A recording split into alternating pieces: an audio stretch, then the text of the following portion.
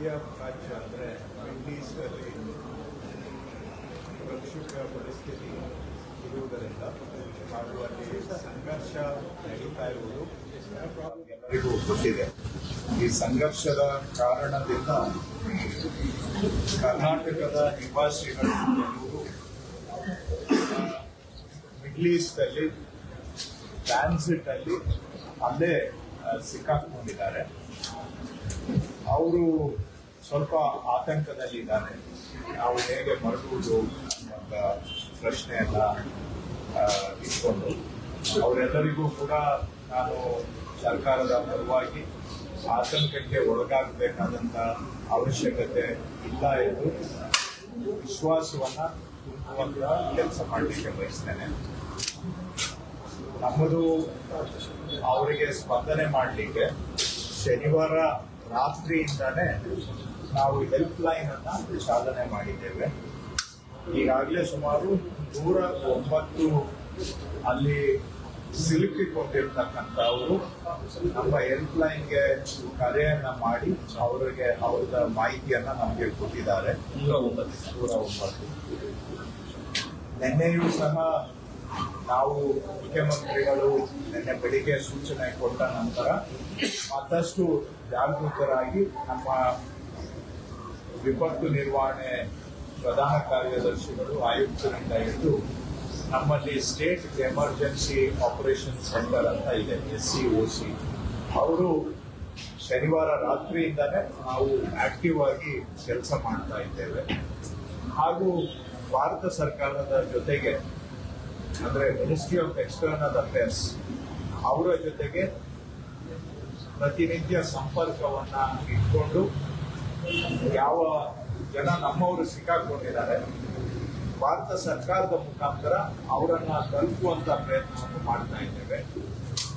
ದೆಹಲಿಯಲ್ಲಿ ಇರ್ತಕ್ಕಂಥ ನಮ್ಮ ರೆಸಿಡೆಂಟ್ ಕಮಿಷನರ್ ಅವರು ಸಹ ministry of external affairs Delhi ಜೊತೆಗೆ ಪ್ರತಿನಿತ್ಯ ಸಂಪರ್ಕದಲ್ಲಿ ಇಟ್ಕೊಂಡು ಅವರು ದೆಹಲಿಯಿಂದ ನಮ್ಮ ಕರ್ನಾಟಕದ ನಿವಾಸಿಗಳ ರಕ್ಷಣೆಗೆ ಅವರು ಕೋಆರ್ಡಿನೇಷನ್ ಅನ್ನ ಮಾಡ್ತಾ ಇದ್ದಾರೆ.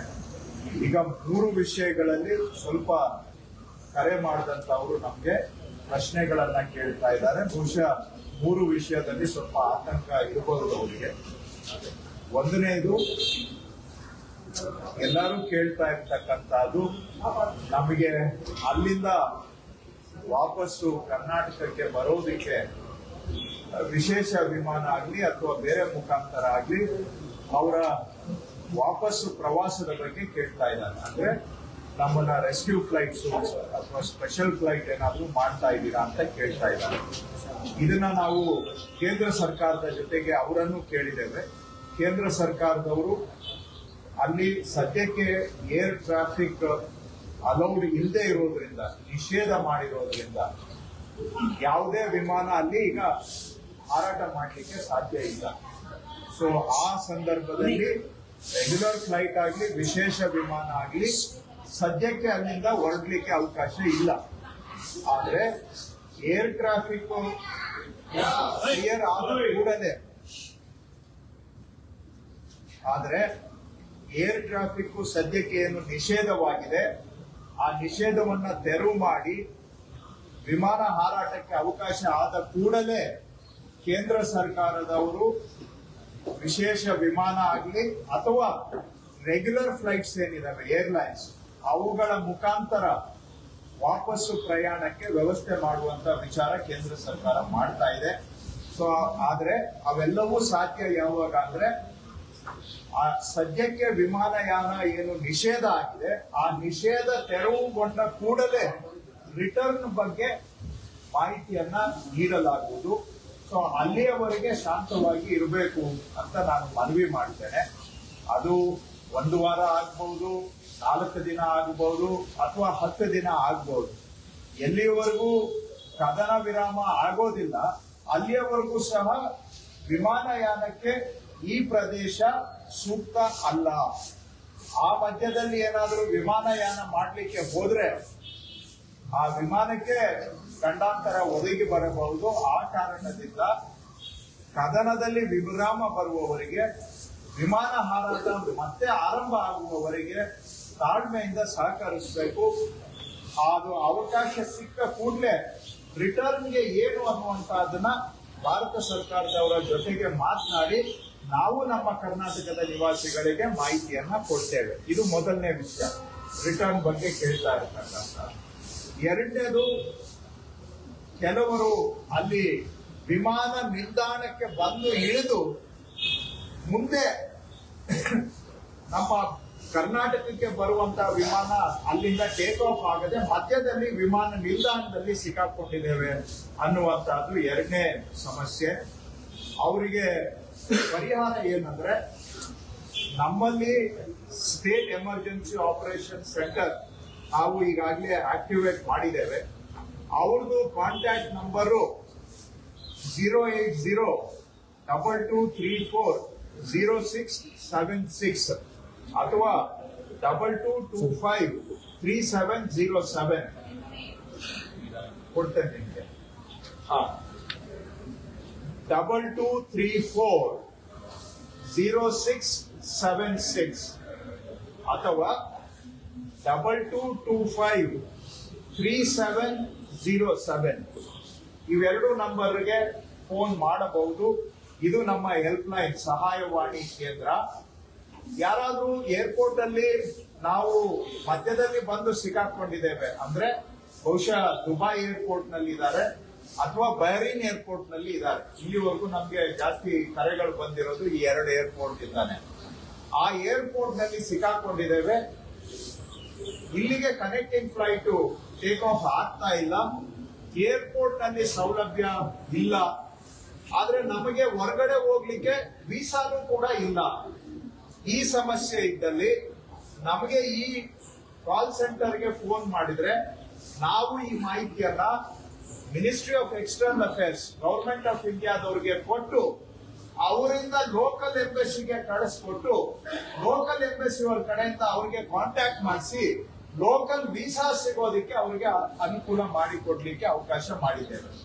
ಸೊ ಇನ್ನೊಂದು ಬಾರಿ ರಿಪೀಟ್ ಮಾಡೋದಾದ್ರೆ, ಈ ಮಾಹಿತಿಯನ್ನ ನಾವು ಯಾರು ಎಲ್ಲಿ ಸಿಕ್ಕಾಕೊಂಡಿದ್ದಾರೆ ಅನ್ನೋದನ್ನ ಗವರ್ಮೆಂಟ್ ಆಫ್ ಇಂಡಿಯಾಗೆ ಕೊಟ್ಟು ಅವರು ಲೋಕಲ್ ಎಂಬಸಿಗೆ ತಲುಪಿಸಿ ಲೋಕಲ್ ಎಂಬಸಿನವರು ಆ ಸ್ಟ್ಯಾಂಡರ್ಡ್ ಇರುವಂತಹ ಪ್ರವಾಸಿಗರನ್ನ ಸಂಪರ್ಕ ಮಾಡಿ ಅವರಿಗೆ ಲೋಕಲ್ ಅಲ್ಲಿ ವೀಸಾ ಕೊಟ್ಟು ಏರ್ಪೋರ್ಟ್ ಇಂದ ಹೊರಗಡೆ ಬರ್ಲಿಕ್ಕೆ ಸಹಾಯವನ್ನ ಮಾಡ್ತಾರೆ, ಸಪೋರ್ಟ್ ಅನ್ನು ಕೊಡ್ತಾರೆ. ಇದು ಎಲ್ಲ ಲೋಕಲ್ ಎಂಬಸಿಗಳಿಗೆ ನಾವು ಸೂಚನೆಯನ್ನ ಭಾರತ ಸರ್ಕಾರದವರು ಕೊಟ್ಟಿದ್ದಾರೆ. ಅದಲ್ಲದೆ ನಾವು ನಿಮ್ ಜೊತೆಗೆ ಆ ಎಲ್ಲಾ ದೇಶಗಳದ್ದು ಲೋಕಲ್ ಎಂಬಸಿ ಕಾಂಟ್ಯಾಕ್ಟ್ ನಂಬರ್ಸ್ ಅನ್ನು ಕೂಡ ತಮ್ಮ ಮುಖಾಂತರ ಹಂಚಿಕೊಳ್ತಾ ಇದ್ದೇನೆ. Israel, Iran, Saudi Arabia, UAE, Qatar, Bahrain, Jordan, Oman, Iraq, Kuwait, Palestine ಇಷ್ಟು ದೇಶಗಳಲ್ಲಿ ನಮ್ಮ ಎಂಬಸಿ ನಂಬರ್ಸ್ ಅನ್ನ ತಮ್ಗೆ ಕೊಡ್ತೇವೆ. ಸೊ ಅಲ್ಲಿ ಯಾರಾದ್ರೂ ಸಿಕ್ಕಾಕೊಂಡಿದ್ರೆ ದಯವಿಟ್ಟು ನೇರವಾಗಿ ಸ್ಥಳೀಯ ಎಂಬಸಿಯನ್ನು ಕಾಂಟ್ಯಾಕ್ಟ್ ಮಾಡಬಹುದು. ನಮಗೆ ಕರೆ ಕೊಟ್ರೆ ನಾವು ಗವರ್ಮೆಂಟ್ ಆಫ್ ಇಂಡಿಯಾ ಮುಖಾಂತರ ಅವ್ರಿಗೆ ಮಾಹಿತಿ ಕಳಿಸ್ಕೊಡ್ತೇವೆ. ಇಲ್ಲ ಅಂದ್ರೆ ಡೈರೆಕ್ಟ್ ಆಗಿ ಅಲ್ಲಿನ ಎಂಬಸಿಗೆ ಕಾಂಟ್ಯಾಕ್ಟ್ ಮಾಡಿದ್ರೆ ಅವರು ವೀಸಾಗೆ, ಟ್ರಾನ್ಸಿಟ್ ವೀಸಾಗೆ ಅರೇಂಜ್ ಮಾಡ್ತಾರೆ ಅಥವಾ ಬೇರೆ ಲೋಕಲ್ ಸಪೋರ್ಟ್ ಅನ್ನ ಕೊಡಬೇಕು ಅಂತ ಅವರಿಗೆ ಭಾರತ ಸರ್ಕಾರ ಸೂಚನೆಯನ್ನ ಕೊಟ್ಟಿದೆ. ಇದು ಅಲ್ಲದೆ ಕೇಂದ್ರ ಸರ್ಕಾರದ್ದು ಸಾರಥಿ ಸಹಾಯ ಅಂತ ಒಂದು ವೆಬ್ ಪೋರ್ಟಲ್ ಇದೆ, ಅಲ್ಲೂ ಕೂಡ ನೇರವಾಗಿ ಸಂಪರ್ಕ ಮಾಡಬಹುದು. ಸೊ 3 ವಿಧಾನ ಇದೆ. ಒಂದು, ನಮ್ಮ ಸ್ಟೇಟ್ ಎಮರ್ಜೆನ್ಸಿ ಆಪರೇಷನ್ ಸೆಂಟರ್ ನಮ್ಮ ಹೆಲ್ಪ್ ಲೈನ್ಗೆ ಫೋನ್ ಮಾಡಬಹುದು, ನಾವು ಅದನ್ನ ಕೇಂದ್ರ ಸರ್ಕಾರಕ್ಕೆ ಕೊಟ್ಟು ಅಲ್ಲಿಂದ ಎಂಬಸಿಗೆ ಕೊಡಿಸ್ತೇವೆ. ಅಥವಾ ನೇರವಾಗಿ ಲೋಕಲ್ ಎಂಬಸಿಗೆ ಸಂಪರ್ಕ ಮಾಡಬಹುದು. ಅಥವಾ ಕೇಂದ್ರ ಸರ್ಕಾರದ ಸಹಾಯವಾಣಿ ಆನ್ಲೈನ್ ಅಲ್ಲಿ ಸಾರಥಿ ಸಹಾಯ ಅಂತ ಇದೆ, ಅದಕ್ಕೂ ಕೂಡ ಸಂಪರ್ಕ ಮಾಡಬಹುದು. ಸೊ ಇದರ ಮುಖಾಂತರ ಲೋಕಲ್ ಅಲ್ಲಿ ಸದ್ಯಕ್ಕೆ ಟೆಂಪರರಿ ಆಗಿ ಏರ್ಪೋರ್ಟ್ ಅಲ್ಲಿ ಸಿಕ್ಕಾಕೊಂಡಿರೋರಿಗೆ ವೀಸಾ ಅರೇಂಜ್ಮೆಂಟ್ಸ್ ಅನ್ನ ಮಾಡಿ ಏರ್ಪೋರ್ಟ್ ಇಂದ ಹೊರಗಡೆ ಬಂದು ಹೋಟೆಲ್ ಅಲ್ಲಿ ಅಕಾಮಿಡೇಷನ್ ತಗೊಂಡು ಈ ಗಲಭೆ ಕಡಿಮೆ ಆಗುವವರೆಗೂ ಕಾಯಲಿಕ್ಕೆ ಅವಕಾಶ ಆಗುತ್ತೆ. ಇನ್ನು 3ನೇ ವಿಷಯ, ಇವರಿಗೆ ಅಲ್ಲಿ ಅಕಾಮಿಡೇಷನ್ ಮತ್ತೊಂದು ಮಗದೊಂದು ಅದರ ಖರ್ಚು ವೆಚ್ಚಗಳ ಬಗ್ಗೆನೂ ಕೂಡ ಕೆಲವು ಪ್ರಶ್ನೆಗಳು ಬಂದಿದ್ದಾವೆ. ನಾವು ನೇರವಾಗಿ ಆಯಾ ದೇಶಗಳಲ್ಲಿ ಅಲ್ಲಿ ಹೋಟೆಲ್ ಖರ್ಚನ್ನ ಕೊಡ್ಲಿಕ್ಕೆ ನಮ್ಗೆ ಯಾವುದು ಸಾಧನ ಇಲ್ಲ. ಮತ್ತು ಒಂದು ರಾಜ್ಯ ಸರ್ಕಾರ ಹೊರದೇಶದಲ್ಲಿ ಏನೇ ಮಾಡಬೇಕಾದ್ರೂ ಕೇಂದ್ರ ಸರ್ಕಾರದ ಮುಖಾಂತರವಾಗಿ ಮಾಡಬೇಕಾದಂತ ಅವಶ್ಯಕತೆ ಇರುತ್ತೆ. ಆದಾಗ್ಯೂ ಸಹ ನಮ್ಮ ಕರ್ನಾಟಕದ ನಿವಾಸಿಗಳು ಅಲ್ಲಿ ಏನಾದ್ರೂ ಸಿಕ್ಕಾಕೊಂಡು ಹೋಟೆಲ್ ಅಲ್ಲಿ ಖರ್ಚು ವೆಚ್ಚಕ್ಕೆ ಹಣ ಇಲ್ಲ ಅಂತ ಹೇಳಿದ್ರೆ ನಾವು ಭಾರತ ಸರ್ಕಾರಕ್ಕೆ ಮನವಿ ಮಾಡಿದ್ದೇವೆ. ಅಲ್ಲಿ ಎಂಬೆಸಿ ಅವರ ಮುಖಾಂತರ ಅದಕ್ಕೆ ಬೇಕಾದಂತಹ ವ್ಯವಸ್ಥೆಗಳನ್ನ ಮಾಡಿ ಆ ಖರ್ಚನ್ನ ಕರ್ನಾಟಕ ಸರ್ಕಾರ ಭರಿಸುತ್ತದೆ. ಕೇಂದ್ರ ಸರ್ಕಾರದವರು ಎಷ್ಟು ಖರ್ಚಾಗಿದೆ ಅಂತ ನಮ್ಗೆ ಕೊಟ್ರೆ ಅದು ಎಷ್ಟೇ ಖರ್ಚಾಗಿದ್ರು ಕೂಡ ಅದನ್ನ ಭರಿಸಲಿಕ್ಕೆ ನಾವು ಸಿದ್ಧರಿದ್ದೇವೆ ಅನ್ನುವಂತ ವಿಷಯವನ್ನ ಕೇಂದ್ರ ಸರ್ಕಾರದ ಗಮನಕ್ಕೆ ನಾವು ತಂದಿದ್ದೇವೆ. ಆದ್ರೆ ಲೋಕಲ್ ಅಲ್ಲಿ ಬೇರೆ ದೇಶದಲ್ಲಿ ಆಪರೇಟ್ ಮಾಡಬೇಕಾದ್ರೆ ನಾವು ಭಾರತ ಸರ್ಕಾರದ ಮುಖಾಂತರವಾಗಿ ನಾವು ಆಪರೇಟ್ ಮಾಡಬೇಕಾಗುತ್ತೆ. ಸೊ ಅಲ್ಲಿ ಎಂಬೆಸಿ ಅವರಿಗೆ ಕರ್ನಾಟಕದ ನಿವಾಸಿಗಳಿಗೆ ಏನಾದ್ರೂ ಹೋಟೆಲು ಖರ್ಚು ವೆಚ್ಚ ಬಂದ್ರೆ ಅದನ್ನ ಭರಿಸಲಿಕ್ಕೆ ಕರ್ನಾಟಕ ಸರ್ಕಾರ ತಯಾರಿದೆ. ಅದನ್ನ ಎಂಬೆಸಿ ಮುಖಾಂತರ ಗೌರ್ಮೆಂಟ್ ಮುಖಾಂತರ ನಮಗೆ ಬಂದ್ರೆ ಆ ಖರ್ಚು ವೆಚ್ಚವನ್ನು ಕೂಡ ಕರ್ನಾಟಕ ಸರ್ಕಾರ ಭರಿಸಲಿಕ್ಕೆ ಸಿದ್ಧವಾಗಿದೆ ಅನ್ನುವಂತಹ ವಿಷಯ. ಇಷ್ಟು ವಿಷಯಗಳು ಇವತ್ತು ನಿನ್ನೆ ಕೇಂದ್ರ ಸರ್ಕಾರದ ಸಂಪುಟ ಉಪಸಮಿತಿ cabinet sub committee on security ನಿನ್ನೆ ಸಂಜೆ ಭೇಟಿ ಮಾಡಿದೆ. ಆದ್ರೆ ಅವರು ಇನ್ನೂವರೆಗೂ ಕೂಡ ಏನು ಅಧಿಕೃತವಾಗಿ ನಮಗೆ ಯಾವುದೇ ಪಬ್ಲಿಕ್ ಗೆ ಇನ್ಫಾರ್ಮೇಶನ್ ಕೊಟ್ಟಿಲ್ಲ. ನಮಗೂ ಕೂಡ ಇನ್ನೂ ಇನ್ಫಾರ್ಮೇಶನ್ ಏನು ಕೊಟ್ಟಿಲ್ಲ ಏನು ತೀರ್ಮಾನ ಆಗಿದೆ ಅಂತ. ನಾವು ಕೂಡ ಸುದ್ದಿ ಮಾಧ್ಯಮದ ಮುಖಾಂತರ ಬೇರೆ ಬೇರೆ ದೇಶಗಳ ಸುದ್ದಿ ಮಾಧ್ಯಮದ ಮುಖಾಂತರ ತಿಳಿದು ಬಂದ ಹಾಗೆ ಇನ್ನೂ ಒಂದು ವಾರದಷ್ಟು ಈ ಕದನ ಮುಂದುವರಿಯುವ ಸಾಧ್ಯತೆ ಇದೆ ಅನ್ನುವಂಥದ್ದು. ಸೊ ನಾವು ನಮ್ಮ ಕರ್ನಾಟಕದ ನಿವಾಸಿಗಳು ಹೊರಗಡೆ ಎಲ್ಲಿ ಸಿಕ್ಕಾಕೊಂಡಿದ್ದಾರೆ ಅವರ ನೆರವಿಗೆ ನಾವು ಎಲ್ಲಾ ಪ್ರಯತ್ನವನ್ನ ಮಾಡ್ತಾ ಇದ್ದೇವೆ. ಏತನ್ಮಧ್ಯೆ ಯಾರು ಆತಂಕಕ್ಕೆ ಒಳಗಾಗಬಾರದು. ಆತಂಕದಿಂದ ಏನೂ ಸಾಧನೆ ಮಾಡಲಿಕ್ಕೆ ಆಗೋದಿಲ್ಲ. ಇದು ಅನಿರೀಕ್ಷಿತ ಒಂದು ಘಟನೆ. ಇದರಲ್ಲಿ ನಿಮ್ಮ ಸರ್ಕಾರ ನಿಮ್ಮ ಜೊತೆಗೆ ನಿಂತಿದೆ. ನಾವು ನಮ್ಮ ಎಲ್ಲಾ ಶಕ್ತಿಯನ್ನ ಪ್ರಯೋಗ ಮಾಡಿ ನಿಮಗೆ ಸಕಾಲದಲ್ಲಿ ನೆರವನ್ನ ಕೊಡುವಂತಹದ್ದು ನಮ್ಮ ಜವಾಬ್ದಾರಿ ಇದೆ. ಆ ಕೆಲಸವನ್ನ ನಿಮ್ಮ ಸರ್ಕಾರ ಬಹಳ ಜವಾಬ್ದಾರಿಯುತವಾಗಿ ಮಾಡ್ತಾ ಇದೆ. ಆದ್ರೆ ಅವಕಾಶ ಸಿಗುವವರೆಗೆ ಎಲ್ಲರೂ ಕೂಡ ಶಾಂತಿಯಿಂದ ಇರಬೇಕು ಅಂತ ನಾನು ಮನವಿಯನ್ನ ಮಾಡ್ತಾ ಇದ್ದೇನೆ. ನಮ್ಮ ಹೆಲ್ಪ್ ಲೈನ್ ಜೊತೆ ಸಂಪರ್ಕ ಇಟ್ಕೊಳ್ಳಿ. ಅದು ಏನೇ ಸಮಸ್ಯೆ ಇದ್ರೂ ಅದಕ್ಕೆ ಪರಿಹಾರ ಸ್ಪಂದಿಸ್ತಕ್ಕಂತ ಕೆಲಸ ಭಾರತ ಸರ್ಕಾರದ ಸಹಾಯದಿಂದ ಭಾರತ ಸರ್ಕಾರದ ಮುಖಾಂತರ ನಾವು ನಿರಂತರವಾಗಿ ಅದನ್ನ ಮಾಡ್ತಾ ಇದ್ದೇವೆ. ಇದು ಅಲ್ಲದೆ ಡಿಸ್ಟ್ರಿಕ್ಟ್ ಲೆವೆಲ್ ಹೆಲ್ಪ್ ಲೈನ್ ಅನ್ನು ಕೂಡ ನಾವು ಆಕ್ಟಿವೇಟ್ ಮಾಡಿದ್ದೇವೆ ಪ್ರತಿ ಜಿಲ್ಲೆಗೆ. But state help line coordinate ಮಾಡ್ತಾ ಇದೆ. ಡಿಸ್ಟ್ರಿಕ್ಟ್ ಹೆಲ್ಪ್ ಲೈನ್ ಬಹುಶಃ ಅವಶ್ಯಕತೆ ಬರೋದಿಲ್ಲ. ಆದ್ರೆ ಎಲ್ಲ ಡಿಸಿಗಳಿಗೆ ನಾವು ಸೂಚನೆ ಕೊಟ್ಟಿದ್ದೇವೆ. ಆ ಜಿಲ್ಲೆಯವರು ಯಾರ್ಯಾರು ಎಲ್ಲೆಲ್ಲಿ ಸ್ಟ್ಯಾಂಡರ್ಡ್ ಇದ್ದಾರೆ ಅವ್ರ ಜೊತೆ ಕೋಆರ್ಡಿನೇಷನ್ ಮಾಡಬೇಕು ಅಂತ ಕೂಡ ನಾವು ಸೂಚನೆಯನ್ನ ಕೊಟ್ಟಿದ್ದೇವೆ. ಒಟ್ಟಾರೆ ಸರ್ಕಾರ ಶನಿವಾರ ರಾತ್ರಿಯಿಂದಲೇ ಎಚ್ಚೆತ್ತುಕೊಂಡು ಇವರನ್ನ ಎಲ್ಲೆಲ್ಲಿ ಇದ್ದಾರೆ ಅವರಿಗೆ ನೆರವಿಗೆ ಈ ಸಂದರ್ಭದಲ್ಲಿ ಏನ್ ಮಾಡ್ಲಿಕ್ಕೆ ಸಾಧ್ಯ ಅದನ್ನ ಸರ್ಕಾರ ನಿರಂತರವಾಗಿ ಮಾಡ್ತಾ ಇದೆ. ನಾನು ಡೈಲಿ ನಮ್ಮ ರೆಸಿಡೆಂಟ್ ಕಮಿಷನರ್ ನಮ್ಮ ಪ್ರಿನ್ಸಿಪಲ್ ಸೆಕ್ರೆಟರಿ ಅವರು ಡೈಲಿ ನಾವು ವಿಡಿಯೋ ಕಾನ್ಫರೆನ್ಸ್ ಮುಖಾಂತರ ನಿನ್ನೆ ಇವತ್ತು ನಿರಂತರ ಸಂಪರ್ಕದಲ್ಲಿ ಇದ್ದೇವೆ. ಸೆಂಟ್ರಲ್ ಗವರ್ಮೆಂಟ್ ಜೊತೆಗೂ ಕೋಆರ್ಡಿನೇಷನ್ ಮಾಡ್ತಾ ಇದ್ದೇವೆ. ಆದ್ರೆ ಇವಾಗ ಎವ್ಯಾಕ್ಯುಯೇಷನ್ ಯಾವಾಗ ಮಾಡಬಹುದು ಅನ್ನೋದಕ್ಕೆ ಸೆಂಟ್ರಲ್ ಗವರ್ಮೆಂಟ್ ಇಂದ ಇನ್ನೂ ಸ್ಪಷ್ಟ ಉತ್ತರ ಇಲ್ಲ. ಯಾಕಂದ್ರೆ ಕದನ ನಡೀತಾ ಇರೋದ್ರಿಂದ ಅದು ಸ್ಪಷ್ಟತೆ ಬಂದ ಕೂಡಲೇ ಮುಂದಿನ ಯೋಜನೆಯನ್ನು ನಾವು ರೆಡಿ ಮಾಡ್ಕೊಂಡಿದ್ದೇವೆ. ಎವ್ಯಾಕ್ಯುಯೇಷನ್ ಸ್ಟಾರ್ಟ್ ಆದ ತಕ್ಷಣ ಏನ್ ಮಾಡ್ಬೇಕು ಅನ್ನೋದು ನಮ್ಮ ಹತ್ರ ಪ್ಲಾನ್ ಇದೆ. ಆದ್ರೆ ಅದು ಈಗ ನಾನು ಅದ್ರ ಬಗ್ಗೆ ಮಾತಾಡ್ಲಿಕ್ಕೆ ಹೋಗೋದಿಲ್ಲ. ಯಾಕಂದ್ರೆ ಎವ್ಯಾಕ್ಯುಯೇಷನ್ಗೆ ಬಂದಾಗ ಅದನ್ನ ನಾವು ರೆಡಿ ಮಾಡ್ಕೊಂಡಿದ್ದೇವೆ. ಈಗ ಆಲ್ರೆಡಿ ಆ ಎವ್ಯಾಕ್ಯುಯೇಷನ್ ಪ್ಲಾನ್ ಅನ್ನು ಕೂಡ ಇಂಪ್ಲಿಮೆಂಟ್ ಮಾಡ್ತೇವೆ. ಸದ್ಯಕ್ಕೆ 109 ಜನ ನಮ್ಗೆ ಕರೆ ಮಾಡಿದ್ದಾರೆ. ಇನ್ನೂ ಯಾರಾದ್ರೂ ಇದ್ರೆ ಅವರು ಕರೆ ಮಾಡಿದ್ರೆ ಅವರ ಮಾಹಿತಿನೂ ನಮ್ಗೆ ಸಿಗುತ್ತೆ. ಸೊ ಹೆಲ್ಪ್ ಲೈನ್ಗೆ ಕರೆ ಮಾಡಿದ್ರೆ ಅವ್ರಿಗೇನ ಅವರು ಕಂಫರ್ಟೇಬಲ್ ಆಗಿದ್ರೆ ಫೋನ್ ಮಾಡಿ ಅಂತ ನಾವೇನ್ ಬರುವಂತ ಮಾಡಕ್ ಹೋಗೋದಿಲ್ಲ. ಆತಂಕದಲ್ಲಿ ಇದ್ರೆ ಅವರು ನಮ್ಗೆ ಸಂಪರ್ಕ ಮಾಡಲಿ. 109ರಲ್ಲಿ 100 ಜನ ದುಬೈನಲ್ಲೇ ಇದ್ದಾರೆ, 9 ಜನ ಬೇರಿನ್ ನಲ್ಲಿ ಇದ್ದಾರೆ. ಅದರಲ್ಲಿ ಅತಿ ಹೆಚ್ಚು ಬಳ್ಳಾರಿ ಜಿಲ್ಲೆಯವರು ಇದ್ದಾರೆ. ಅದು ಬಿಟ್ಟರೆ ಬ್ಯಾಂಗ್ಳೂರ್ನವರು ಇದ್ದಾರೆ. ಸರ್, ಈಗ ಇಷ್ಟು ಶಾಸಕರು ಅವರ ಫ್ಯಾಮಿಲಿಗಳು ಕೂಡ ಸ್ಟ್ಯಾಂಡ್ ಆಗಿತ್ತು. ಅದರಲ್ಲಿ ರಿಟರ್ನ್ ಆಗಿರುವಂತದ್ದು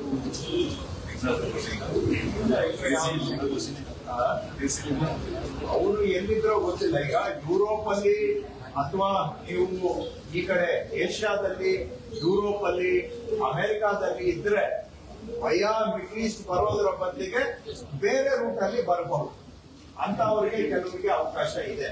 ಸೊ ಅಂದ್ರೆ ಯುರೋಪ್ ಅಲ್ಲಿ ಸ್ಟಕ್ ಆಗಿದ್ದಾರೆ, ಅವ್ರು ಇನ್ನೂ ಟೇಕ್ ಆಫ್ ಆಗಿಲ್ಲ. ಅಲ್ಲೇ ಅವ್ರು ಮಿಡ್ಲ್ ಈಸ್ಟ್ ಗೆ ಬಂದು ಅಲ್ಲಿ ಫ್ಲೈಟ್ ಚೇಂಜ್ ಮಾಡಿ ಇಂಡಿಯಾಗೆ ಬರುವಂತ ಅವರು ಇನ್ನೂ ಯುರೋಪ್ ಅಲ್ಲೇ ಇದ್ದಾರೆ ಸುಮಾರು ಜನ, ಅಮೆರಿಕಾದಲ್ಲೂ ಇದ್ದಾರೆ, ಏಷ್ಯಾದ ಕೆಲವು ಭಾಗದಲ್ಲೂ ಕೂಡ ಇದ್ದಾರೆ.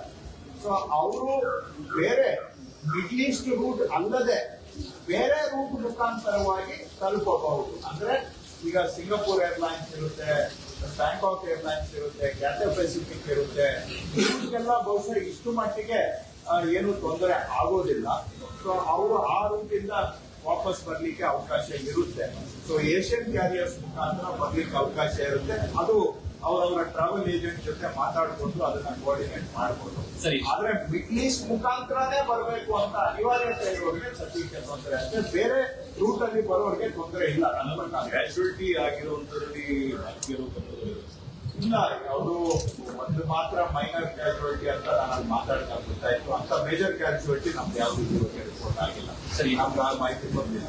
ಸರ್ ಎಷ್ಟು ಜನ ಇಲ್ಲಿ ಟ್ರಿಪ್ ಹೋಗಿದ್ದಾರೆ ಸಂಪೂರ್ಣ ಮಾಹಿತಿ ಸರ್ಕಾರ ಅವ್ರು ಕೂಡ ಮಾಹಿತಿ ಅವ್ರು ಕೊಡ್ಬೇಕು, ಇಲ್ಲಾಂದ್ರೆ ನಾವು ಮಿನಿಸ್ಟ್ರಿ ಆಫ್ ಎಕ್ಸ್ಟರ್ನಲ್ ಅಫೇರ್ಸ್ ಅವರಿಂದ ತಗೊಳ್ಬೇಕು. ಸರ್, ಪ್ರವಾಸಕ್ಕೆ ಹೋಗಿರೋರು ವಾಪಸ್ ಬರೋದು ಅಲ್ಲಿ ಕೆಲಸ ಮಾಡ್ತಿರೋರಿಗೆ ಏನಾದ್ರು ಆತಂಕ ಇದೆ, ಅವ್ರೇನಾದ್ರು ಸಂಪರ್ಕ ಮಾಡಿದ್ದಾರೆ? ಯಾಕಂದ್ರೆ ಕರ್ನಾಟಕದವರು ಸಿಕ್ಕಾಪಟ್ಟೆ ಜನ ಕೆಲಸ ಮಾಡ್ತಿದ್ದಾರೆ ರಾಜ್ಯದಲ್ಲಿ, ಅವ್ರೇನಾದ್ರು ಈಗ ನಾನು ಕೆಲವ್ರ ಹತ್ರ ಮಾತಾಡಿದೆ, ಕೆಲವರು ಶಾಸಕರು ಅಲ್ಲಿ ಸ್ಟಕ್ ಆಗಿರೋರು ಅವ್ರ ಹತ್ರ ಮಾತಾಡಿದೆ. ಅಲ್ಲಿ ತಾತ್ಕಾಲಿಕವಾಗಿ ಅಲ್ಲೇ ವಾಸ ಮಾಡ್ತಾ ಇರುವಂತ ಉದ್ಯೋಗದಲ್ಲಿರುವಂತವ್ರು, ಅವರಿಗೆ ನಾವು ಮನವಿ ಮಾಡುವಂತಹದ್ದು, ಲೋಕಲ್ ಗವರ್ಮೆಂಟ್ ಅವರು ಏನು ಸಲಹೆ ಸೂಚನೆ ಕೊಡ್ತಾರೆ ಅದನ್ನ ದಯವಿಟ್ಟು ಫಾಲೋ ಮಾಡಬೇಕು, ಅದನ್ನ ಸ್ಟ್ರಿಕ್ಟ್ ಆಗಿ ಫಾಲೋ ಮಾಡಬೇಕು. ಅವ್ರೇನು ಮನೆಯಿಂದ ಹೊರಗಡೆ ಬರಬಾರ್ದು, ಹಾಗೂ ಓಡಾಡಬಾರ್ದು, ಇಂಥ ಸಮಯದಲ್ಲಿ ಕರ್ಫ್ಯೂ ಇರುತ್ತೆ, ಇಂತಹ ಸೂಚನೆಗಳನ್ನ ದಯವಿಟ್ಟು ಅಲ್ಲಿ ಪಾಲನೆ ಮಾಡಬೇಕು. ಮಿಡ್ಲ್ ಈಸ್ಟ್ ಅಲ್ಲಿ ಇರ್ತಕ್ಕಂತಹ ವಾಸ ಮಾಡ್ತಾ ಇರ್ತಕ್ಕಂಥ ಕರ್ನಾಟಕದ ನಿವಾಸಿಗಳಿಗೆ ನಾನು ಮನವಿ ಮಾಡೋದು. ಹಾಗೂ ಎರಡನೇದು, ಲೋಕಲ್ ಎಂಬೆಸಿ ಹತ್ರ ದಯವಿಟ್ಟು ರಿಜಿಸ್ಟರ್ ಮಾಡ್ಕೊಳ್ಳಿ. ಅವರು ಟೈಮ್ ಟು ಟೈಮ್ ಏನೇ ಬೇಕಾದ್ರೂ ಕೂಡ ಲೋಕಲ್ ಎಂಬೆಸಿ ನಮಗೆ ಎಲ್ಲರಿಗೂ ನೇರವಾಗಿ, ನಾವು ಕರ್ನಾಟಕ ಸರ್ಕಾರ ನಿಮ್ಗೆ ತಲುಪಬೇಕಾದ್ರೂ ಲೋಕಲ್ ಎಂಬೆಸಿ ಮುಖಾಂತರ ನಾವು ತಲುಪಬೇಕಾಗುತ್ತೆ. ಸೊ ಹಾಗಾಗಿ ಲೋಕಲ್ ಎಂಬೆಸಿಯಲ್ಲಿ ರಿಜಿಸ್ಟರ್ ಮಾಡ್ಕೊಳ್ಳಿ, ನಿಮ್ಗೆ ಟೈಮ್ ಟು ಟೈಮ್ ನಾವು ಸಲಹೆ ಸೂಚನೆಯನ್ನ ಕೊಡ್ತೇವೆ. ಓಕೆ.